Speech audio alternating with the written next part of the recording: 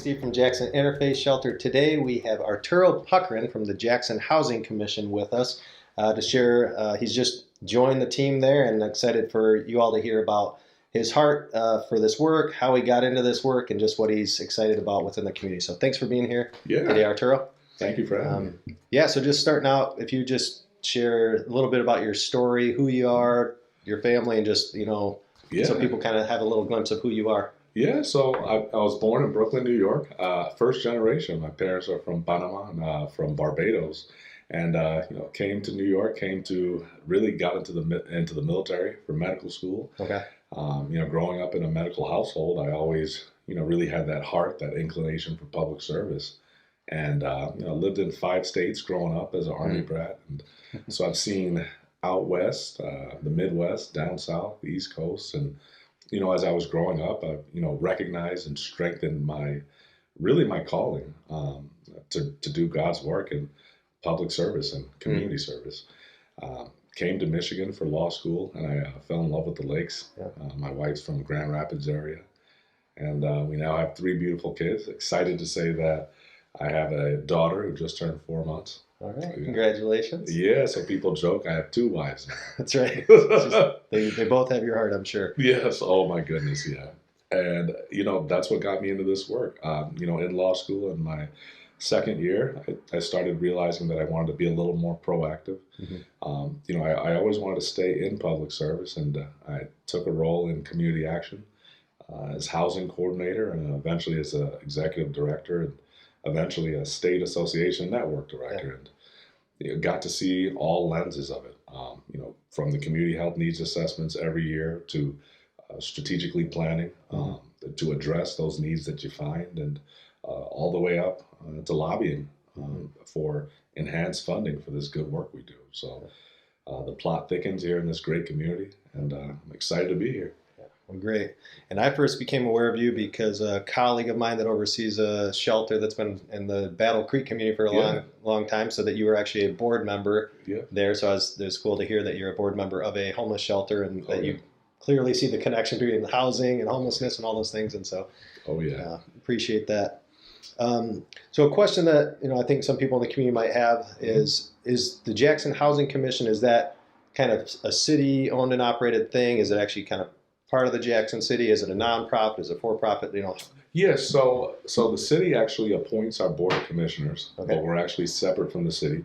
We operate as a public housing commission, so we're public in adherence to HUD, to the federal government. So we work directly with the city, and in many capacities under the city, but we're not employees of the city. Okay. So it's basically 100% of your funding HUD. Yes. Kind of federal dollars. And as of course we're looking at being a lot more progressive in developing both in the private sector and in the public sector for enhanced funding for this good work we do. Great. I'm going to throw a few questions that if you're newer to the work, so if you don't know every single statistic and stuff, that's okay. But how many housing units does Jackson Housing Commission oversee and operate? So at the Shahan, we have about 125. At the Reed, we have close to 300. And then at the Chalet Terrace, around the same, around 125 as well. Reed being the biggest of them all.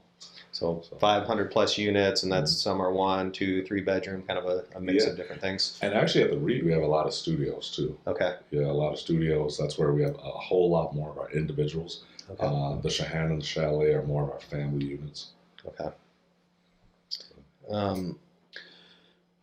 This line of work isn't easy. I guess briefly, what are some just kind of areas of struggle that often come, I guess in this line of work in general, or that you kind of see as you're moving into some of this work? Yeah. So the biggest piece, the most obvious piece, it's always in looking right around the back door. The back door is that the federal AMIs and at the state levels to receive. And what's AMI, just for anybody that doesn't? Average median income thresholds. The requirements to receive things like SNAP, like EBT, like utility assistance, food assistance.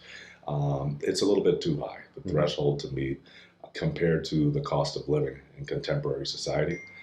And the problem is a lot of folks that are, especially in that ALICE population, asset limited, income constrained, but employed, they're working, so they don't typically qualify for a lot of those services that can offset the cost of living and help them grow in that path to building credit and even home ownership.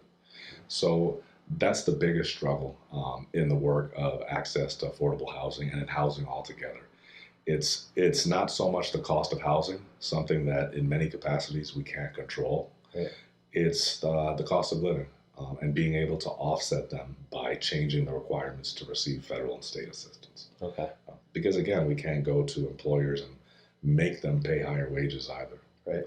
Now at the Jackson Housing Commission, the biggest challenges, I'm happy to say, are really centralized to our Reed location, one out of the three.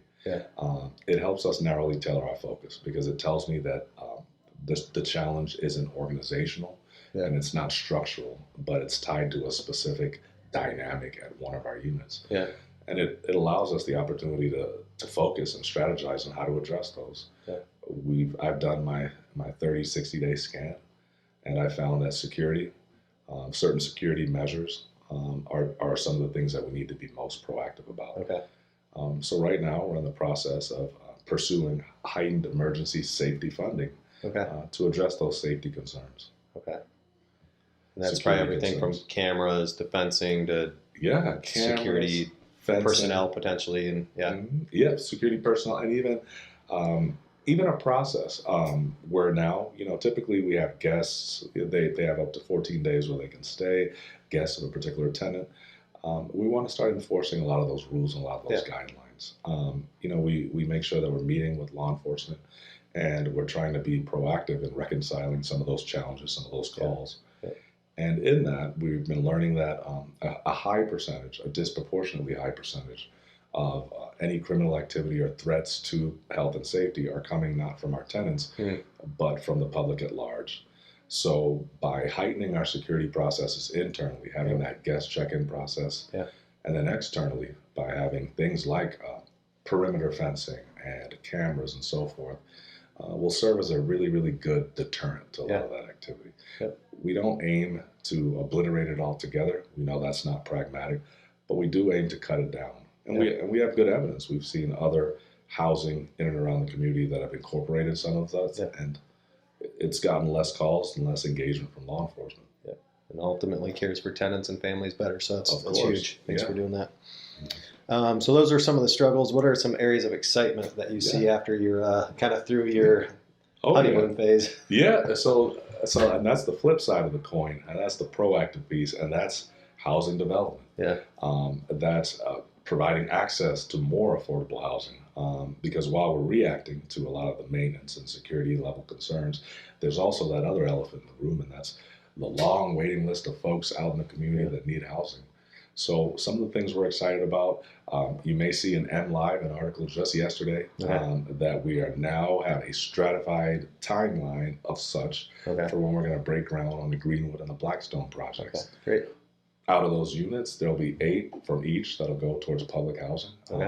This opens up 16 more opportunities, but we're also in conversations with other developers and in partnership with other groups in the city to continue this good work. That's great. Look forward to seeing more of that come together and partner in any way that we can. Yes, sir. And I guess, lastly, as we wrap up, anything that you would just most want the community to know or understand?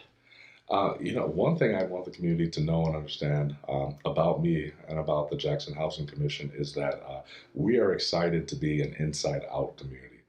And with that, you can expect to see things like events. Expect to see our faces at all kinds of different things going on in the city, whether it be parades, whether it be partnering with other groups in our continuum of care. But we're here to be a face, and we're here to be as proactive and progressive as possible. And one thing I learned, just as I took a tour around this great block with you earlier today, is that everything is connected and we have a sense of synergy in this community. And by the Housing Commission, just a half mile up the road, being a lot more proactive, we can continue to rebrand ourselves for the better. That's great. Well, thanks for joining this work and joining the Jackson community, and looking forward to working together. Yes, sir. Thanks for Looking being here forward to today. the warm weather. Appreciate Thank it. you.